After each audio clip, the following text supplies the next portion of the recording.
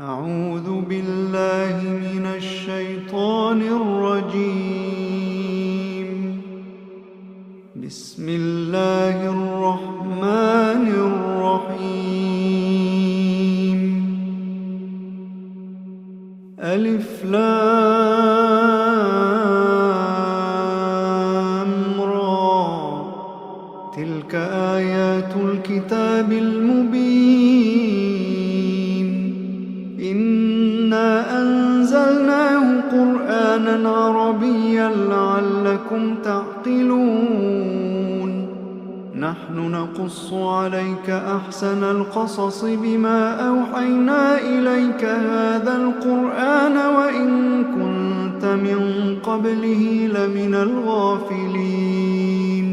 إذ قال يوسف لأبيه يا أبت إني رأيت 11 كوكبا والشمس والقمر رأيتهم لي ساجدين.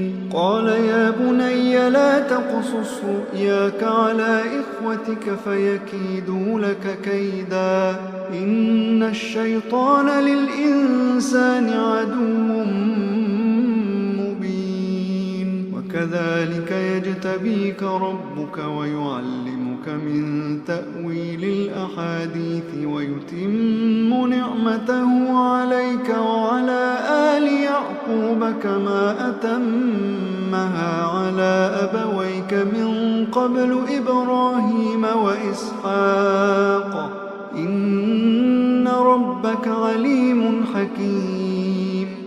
لقد كان في يوسف وإخوته آيات للسائلين إذ قالوا ليوسف وأخوه أحب إلى أبينا منا ونحن عصبة إن أبانا لفي ضلال مبين.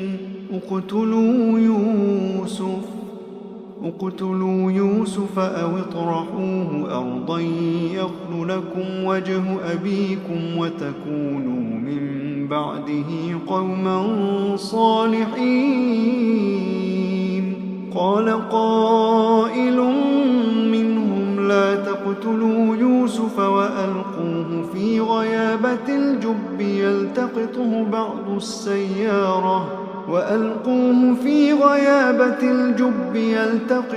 بعض السيارة إن كنتم فاعلين.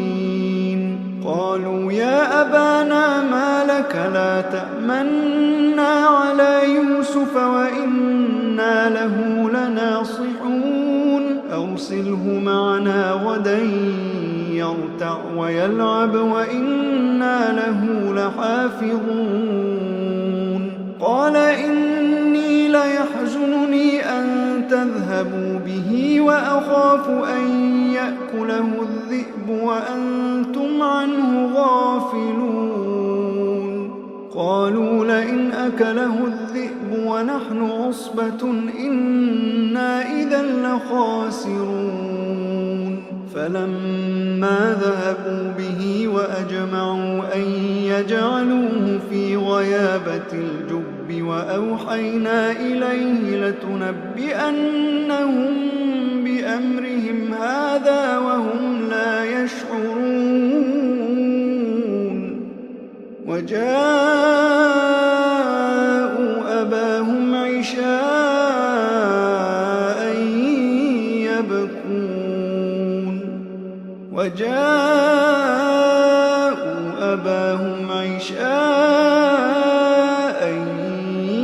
يبكون. قالوا يا أبانا إنا ذهبنا نستبق وتركنا يوسف عند متاعنا فأكله الذئب وما أنت بمؤمن لنا ولو كنا صادقين. وجاءوا على قميصه بدم كذب قال بل سولت لكم أنفسكم أمرا فصبر جميل والله المستعان على ما تصفون وجاءت سيارة فأرسلوا واردهم فأدلى دلوه قال يا بشرى هذا غلام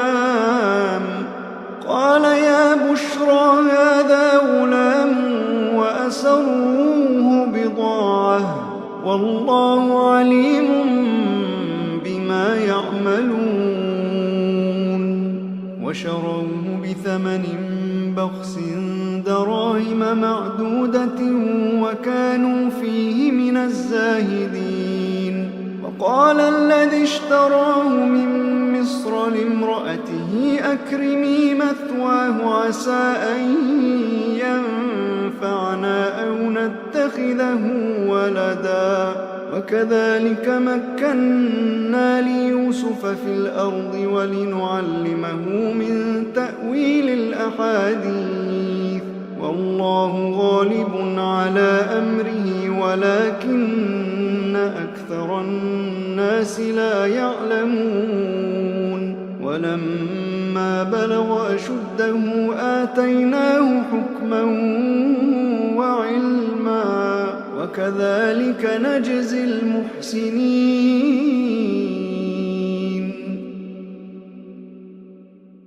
وراودته التي هو في بيتها عن نفسه وغلقت الأبواب وقالت هيت لك قال معاذ الله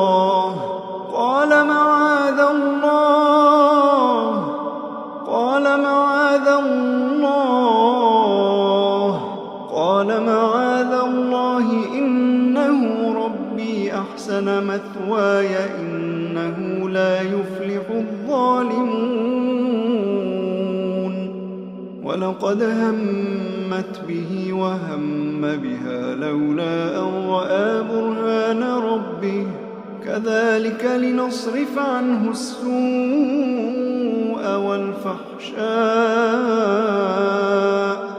إنه من عبادنا المخلصين واستبق الباب وقدت قميصه من دبر وألف يا سيدها لدى الباب قالت ما جزاء من أراد بأهلك سوءا إلا أن يسجن أو عذاب أليم قال هي راودتني عن نفسي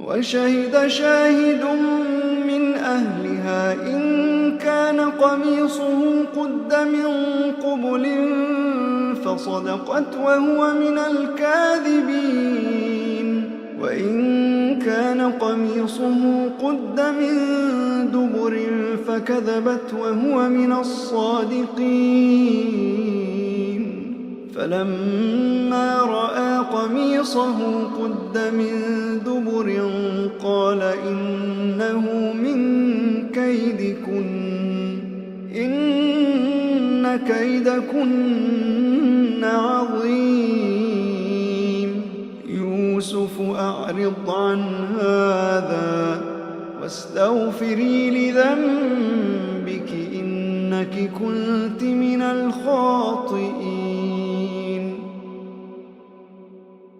وقال نسوة في المدينة امرأة العزيز تراود فتاها عن نفسه قد شغفها حبا إنا لنراها في ضلال مبين فلما سمعت بمكرهن أرسلت إليهن وأعتدت لهن متكأ وآتت كل واحدة منهن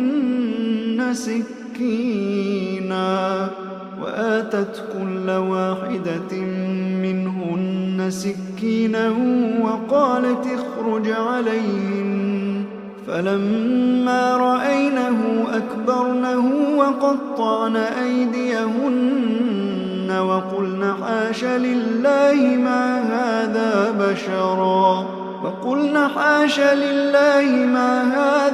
بشرا إن هذا إلا ملك كريم. قالت فذلكن الذي لمتنني فيه ولقد راودته عن نفسه فاستعصم ولئن لم يفعل ما آمره ليسجنن وليكونن من الصاغرين. قال رب السجن أحب إلي مما يدعونني إليه وإلا تصرف عني كيدهن أصب إليهن وأكن من الجاهلين. فاستجاب له ربه فصرف عنه كيدهن إنه هو السميع العليم. ثم بدا لهم من بعد ما رأوا الآيات ليسجننه حتى حين.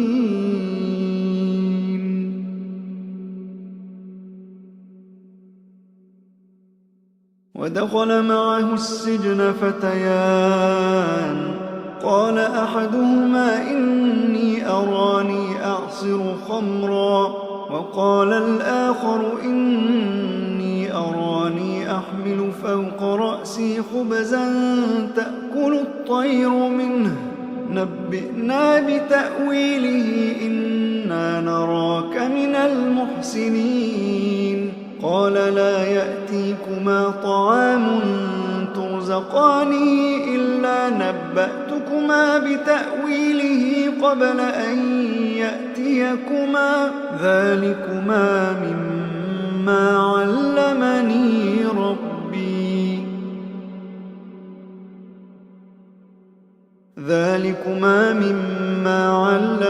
ربي إني تركت ملة قوم لا يؤمنون بالله وهم بالآخرة هم كافرون واتبعت ملة آبائي إبراهيم وإسحاق ويعقوب ما كان لنا أن نشرك بالله من شيء ذلك من فضل الله علينا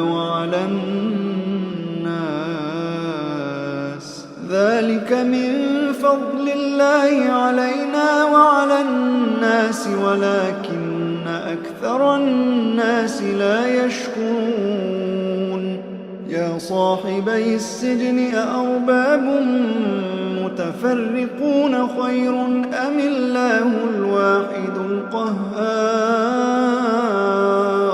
ما تعبدون من دونه إلا أسماء سميتموها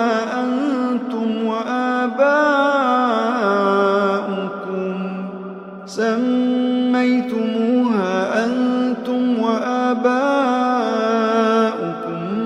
ما أنزل الله بها من سلطان إن الحكم إلا لله أمر ألا تعبدوا إلا إياه ذلك الدين القيم ولكن أكثر الناس لا يعلمون.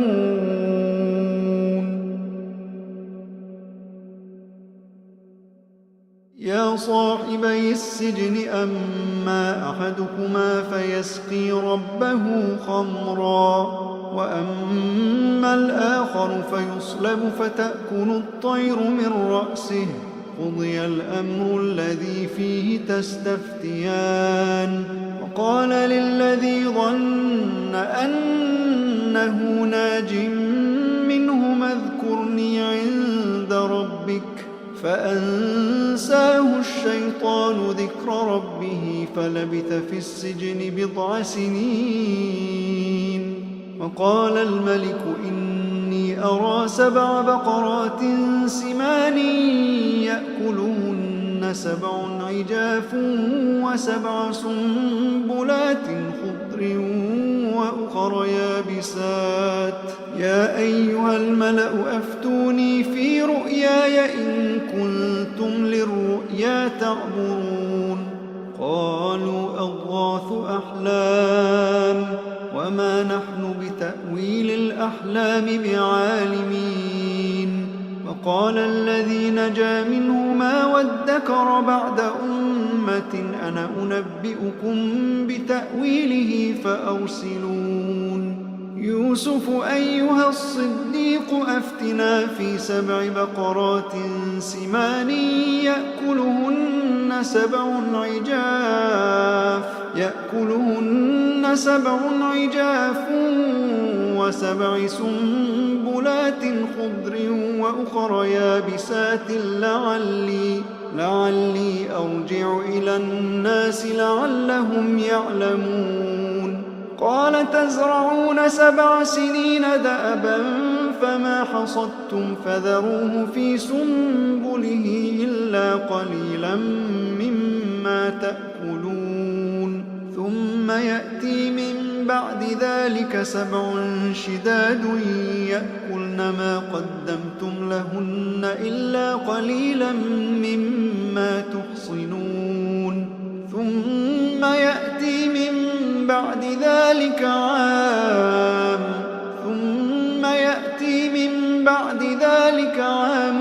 فيه يغاث الناس وفيه يعصرون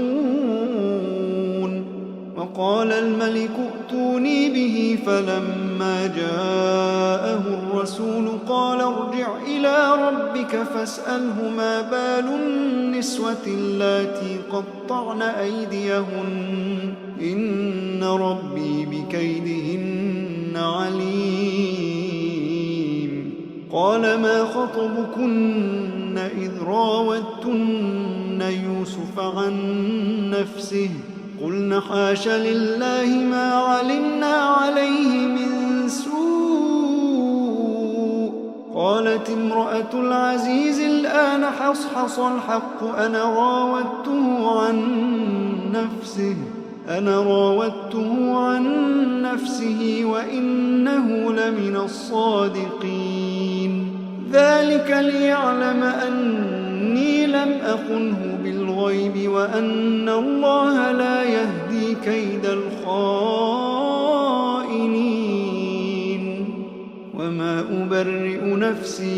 وما أبرئ نفسي إن النفس لأمارة بالسوء إلا ما رحم ربي إن ربي غفور رحيم إن ربي غفور رحيم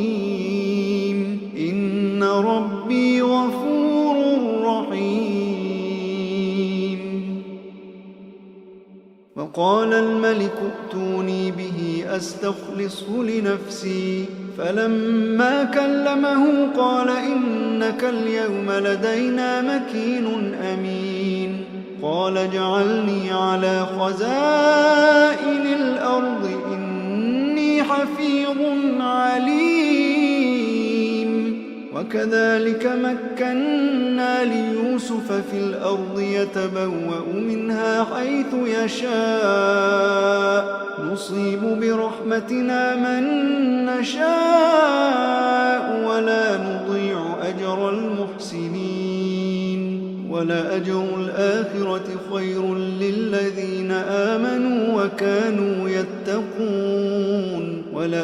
الآخرة خير للذين آمنوا وكانوا يتقون وجاء إخوة يوسف فدخلوا عليه فعرفهم وهم له منكرون ولما جهزهم بجهازهم قال ائتوني بأخ لكم من أبيكم ألا ترون أني أوفي الكيل وأنا خير المنزلين فإن لم تأتوني به فلا كيل لكم عندي ولا تقربون فإن لم تأتوني به فلا كيل لكم عندي ولا تقربون. قالوا سنراود عنه أباه وإنا لفاعلون. وقال لفتيانه اجعلوا بضاعتهم في رحالهم لعلهم يعرفونها إذا انقلبوا إلى أهلهم لعلهم يرجعون. فلما رجعوا إلى أبيهم قالوا يا أبانا منع منا الكيل فأرسل معنا أخانا نكتل وإنا له لحافظون. قال هل آمنكم عليه إلا كما أمنتكم على أخيه من قبل فالله خير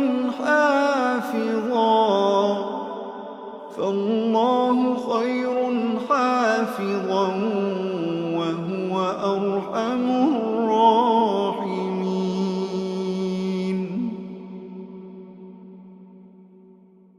ولما فتحوا متاعهم وجدوا بضاعتهم ردت إليهم قالوا يا أبانا ما نبغي هذه بضاعتنا ردت إلينا ونمير أهلنا ونحفظ أخانا ونزداد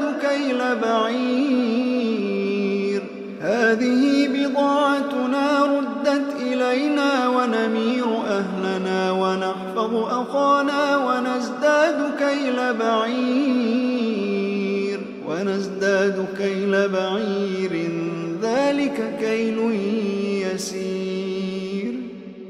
قال لن أرسله معكم حتى تؤتون موثقا من الله لتأتونني به إلا أن يحاط بكم. فلما آتوه موثقهم قال الله على ما نقول وكيل. وقال يا بني لا تدخلوا من باب واحد وادخلوا من أبواب متفرقة وما أغني عنكم من الله من شيء إن الحكم إلا لله عليه توكلت وعليه فليتوكل المتوكلون. ولما دخلوا من حيث أمرهم أبوهم ما كان يغني عنهم من الله من شيء إلا حاجة في نفس يعقوب قضاها وإنه لذو علم لما علمناه ولكن أكثر الناس لا يعلمون. ولما دخلوا على يوسف آوى إليه أخاه قال إني أنا أخوك فلا تبتئس بما كانوا يعملون. فلما جهزهم بجهازهم جعل السقاية في رحل أخيه ثم أذن مؤذن أيتها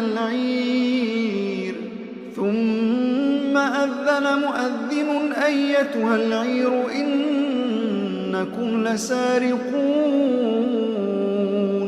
قالوا وأقبلوا عليهم ماذا تفقدون؟ قالوا نفقد صواع الملك ولمن جاء به حمل بعير وأنا به زعيم. قالوا تالله لقد علمتم ما جئنا لنفسد في الأرض وما كنا سارقين. قالوا فما جزاؤه إن كنتم كاذبين؟ قالوا جزاؤه من وجد في رحله فهو جزاؤه كذلك نجزي الظالمين. فبدأ بأوعيتهم قبل وعاء أخيه ثم استخرجها من وعاء أخيه كذلك كدنا ليوسف ما كان ليأخذ أخاه في دين الملك إلا أن يشاء الله كذلك كدنا ليوسف ما كان ليأخذ أخاه في دين الملك إلا أن يشاء الله نرفع درجات من نشاء وفوق كل ذي علم عليم.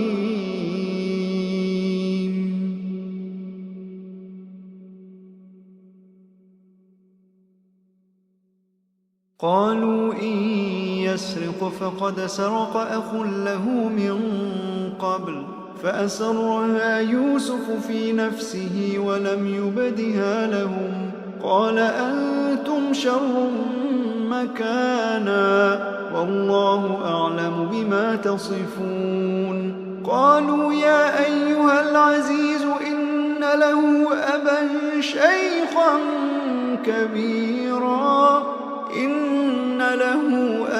شيخا كبيرا فخذ أحدنا مكانه إنا نراك من المحسنين.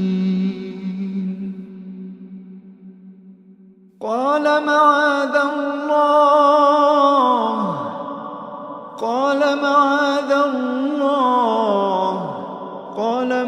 الله أن نأخذ إلا من وجدنا متاعنا عنده إنا إذا لظالمون. فلما استيئسوا منه خلصوا نجيا قال كبيرهم ألم تعلموا أن أباكم قد أخذ عليكم موثقا من الله ومن قبل ما فرطتم في يوسف فلن أبرح الأرض حتى يأذن لي أبي أو يحكم الله لي وهو خير الحاكمين. ارجعوا إلى أبيكم فقولوا يا أبانا إن ابنك سرق وما شهدنا إلا بما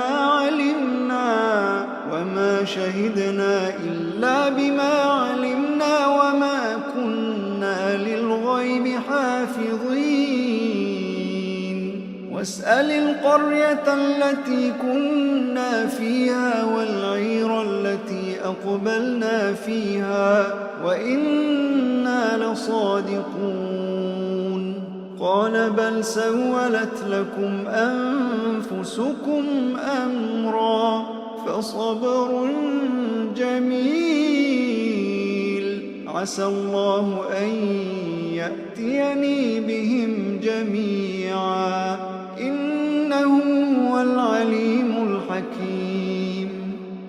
وتولى عنهم وقال يا أسفا على يوسف وقال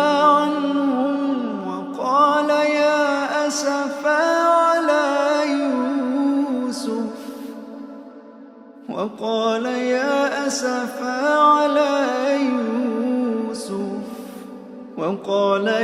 أسفا على يوسف وابيضت عيناه من الحزن فهو كظيم. قالوا تالله تفتأ تذكر يوسف حتى تكون حرضا أو تكون من الهالكين. قال إنما أشكو بثي وحزني إلى الله وأعلم من الله ما لا تعلمون. يا بني يذهبوا فتحسسوا من يوسف وأخيه ولا تيأسوا من روح الله إنه لا ييأس من روح الله إلا القوم الكافرون. فلما دخلوا عليه قالوا يا أيها العزيز مسنا وأهلنا الضر وجئنا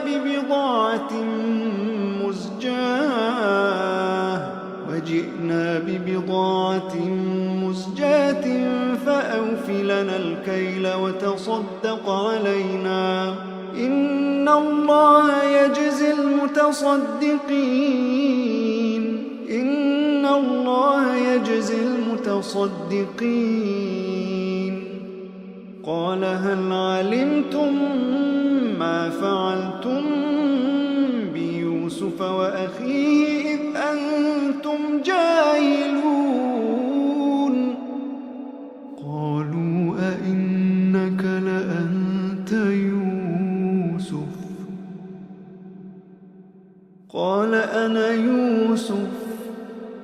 قال أنا يوسف وهذا أخي قد من الله علينا إنه من يتق ويصبر فإن الله لا يضيع أجر المحسنين قالوا تالله لقد آثرك الله علينا وإن كنا لخاطئين قال لا تثريب عليكم اليوم يغفر الله لكم وهو أرحم الراحمين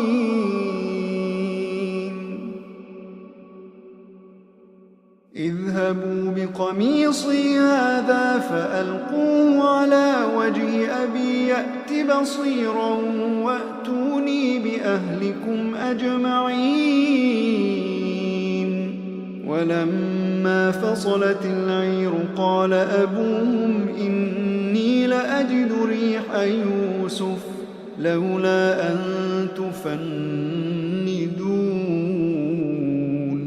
قالوا تالله إنك لفي ضلالك القديم فلما أن جاء البشير ألقاه على وجهه فارتد بصيرا قال ألم أقل لكم إني أعلم من الله ما لا تعلمون قالوا يا أبانا استغفر لنا ذنوبنا إنا كنا خاطئين قال سوف أستغفر لكم ربي إنه هو الغفور الرحيم فلما دخلوا على يوسف آوى إليه أبويه وقال ادخلوا مصر إن شاء الله آمنين ادخلوا مصر إن شاء الله آمنين ورفع أبويه على العرش وخروا له سجدا وقال يا أبت هذا تأويل رؤياي من قبل قد جعلها ربي حقا وقد أحسن بي إذ أخرجني من السجن وجاء بكم من البدو من بعد أن نزغ الشيطان بيني وبين إخوتي إن ربي لطيف لما يشاء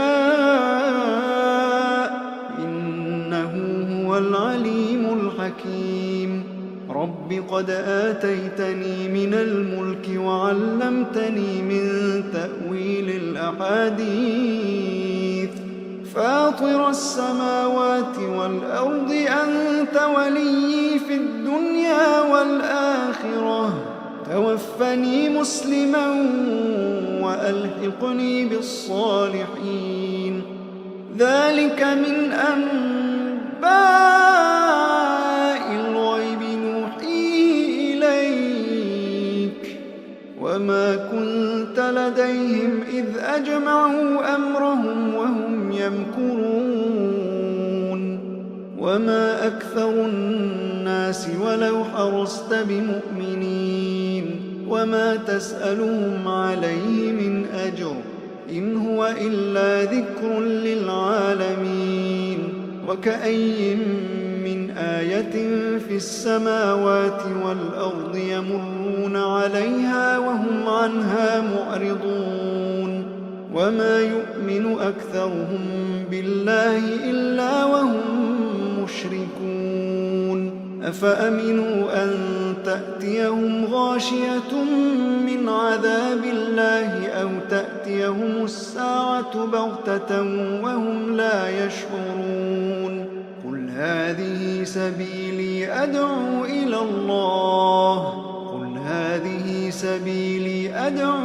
الله على بصيرة أنا ومن اتبعني وسبحان الله وما أنا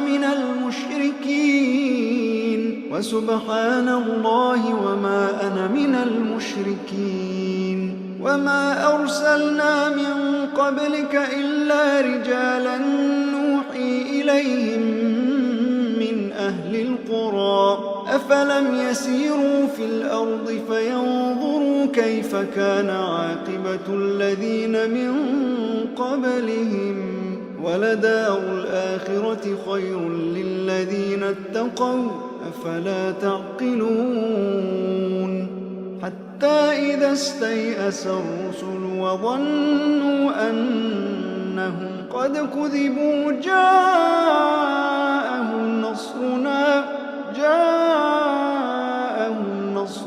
فنجي من نشاء ولا يرد بأسنا عن القوم المجرمين لقد كان في قصصهم عبرة لأولي الألباب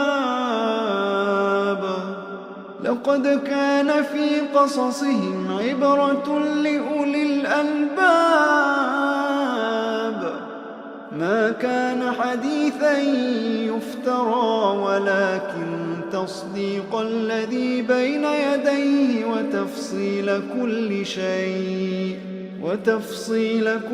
شيء وهدى ورحمة لقوم يؤمنون